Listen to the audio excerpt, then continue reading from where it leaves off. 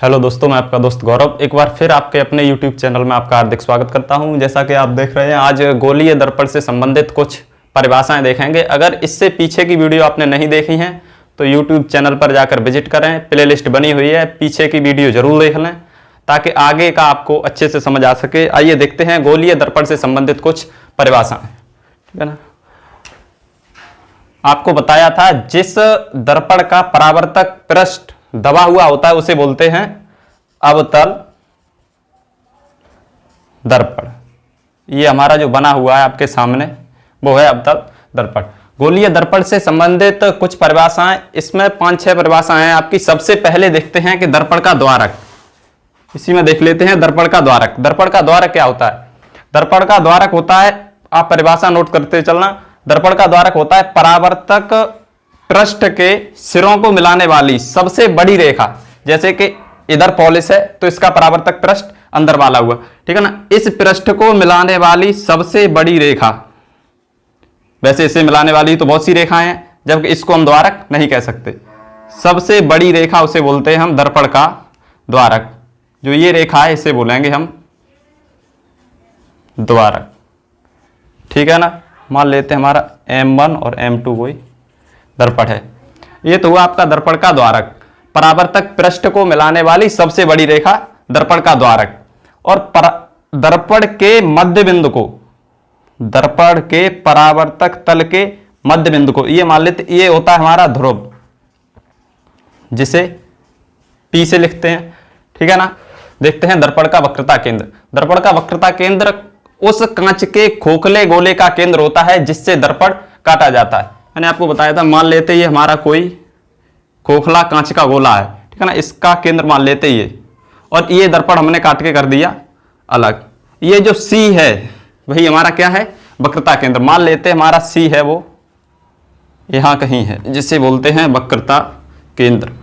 उस कांच के खोखले गोले का केंद्र जिससे हमारा दर्पण काट के अलग किया जाता है, ठीक है ना। P को और C को मिलाने वाली रेखा, ध्रुव और वक्रता केंद्र को मिलाने वाली रेखा को बोलते हैं हम मुख्य अक्ष। मुख्य अक्ष, ठीक है ना। जब दर्पण पर कोई किरण मुख्य अक्ष के समांतर आपतित होती है और परावर्तन के पश्चात, मान लेते हैं AB कोई हमारी किरण है जो मुख्य अक्ष के समांतर दर्पण पर आपतित हुई और परावर्तन के पश्चात जिस बिंदु से होकर जाती है, मुख्य अक्ष के जिस बिंदु से होकर जाती है उसे बोलते हैं फोकस। ये जो है आपका वो है फोकस, ठीक है ना। ये जो है आपका वो है वक्रता केंद्र।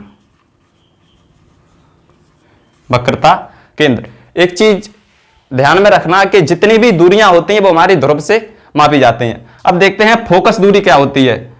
तो फोकस दूरी होती है वो हमारी ध्रुव से लेके और फोकस के बीच की जो ये दूरी है, इसे छोटी f से लिखते हैं, स्मॉल f।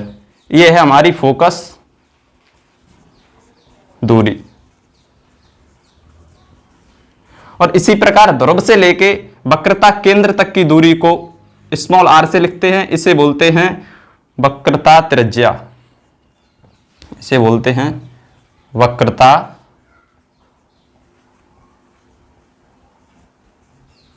त्रिज्या, ठीक है ना।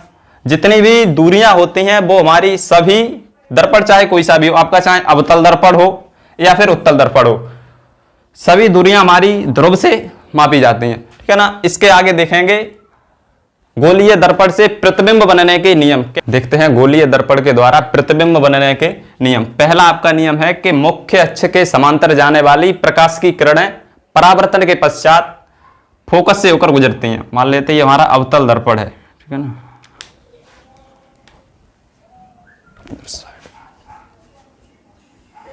ये हमारा अवतल दर्पण है। अभी आपको बताया था दर्पण का ध्रुव और वक्रता केंद्र को मिलाने वाली रेखा मुख्य अक्ष कहलाती है, ये आपकी C है, ठीक है ना। ये ध्रुव, ये वक्रता केंद्र। पहला नियम है कि मुख्य अक्ष के समांतर चलने वाली प्रकाश की किरणें, मान लेते हैं कोई किरण आपकी है AB, जो मुख्य अक्ष के समांतर है और परावर्तन के पश्चात जिस बिंदु से होकर जाती है उसे बोलते हैं फोकस। ये आपका पहला नियम है। ये आपका दर्पण है वो है अवतल दर्पण, ठीक है ना। और उत्तल दर्पण में देख लेते हैं, आपको बताया था वह दर्पण जिसका परावर्तक पृष्ठ उभरा हुआ होता है उत्तल दर्पण कहलाता है। यह है आपका उत्तल दर्पण, ठीक है ना। इसका यह है ध्रुव। और उत्तल दर्पण की वक्रता, उत्तल दर्पण का वक्रता केंद्र होता है वो दर्पण के अंदर होता है, ठीक है ना। इनको मिलाएंगे और इनको बढ़ाएंगे आगे।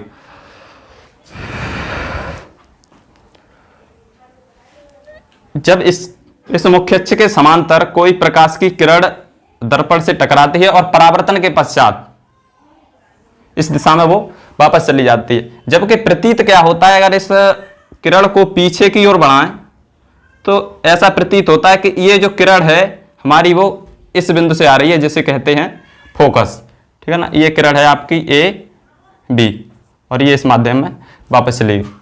पहला नियम है यही है आपका कि मुख्य अक्ष के समांतर आने वाली किरणें परावर्तन के पश्चात फोकस से होकर जाती हैं। ये बिंदु है आपका फोकस, ठीक है ना। नेक्स्ट पॉइंट देखते हैं अगला। अगला नियम है आपका कि फोकस पर आपतित होने वाली किरणें, फोकस पर आपतित होने वाली किरणें परावर्तन के पश्चात मुख्य अक्ष के समांतर हो जाती हैं।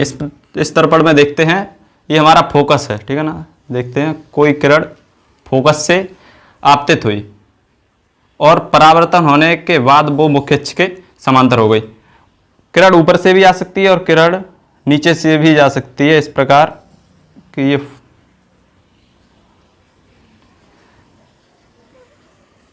फोकस से गई और परावर्तन होने के पश्चात मुख्य अक्ष के समांतर हो गई, ठीक है ना। इसी प्रकार इस दर्पण में देखते हैं कि फोकस इसका हमारा ये है, वक्रता केंद्र इस तरफ होगा, ठीक है ना।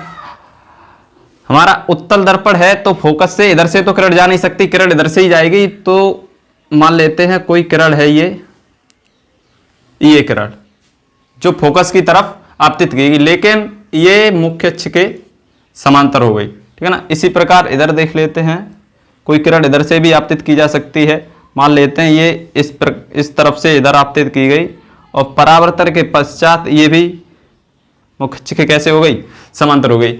एक और नियम है आपका अगला कि वक्रता केंद्र से जाने वाली प्रकाश की किरणें, वक्रता केंद्र ये है, इससे जाने वाली प्रकाश की किरणें उसी माध्यम में वापस लौट जाती हैं क्योंकि ये दर्पण पर अविलंबवत होती हैं, ठीक है ना। दर्पण है हमारा वो थोड़ा छोटा बना हुआ है, इसे थोड़ा बड़ा कर लेते हैं। मानते हैं कोई किरण हमारी है जो वक्रता केंद्र से होकर जाती है ना, जो वक्रता केंद्र सी से होकर जाती है और परावर्तन के पश्चात उसी माध्यम में वापस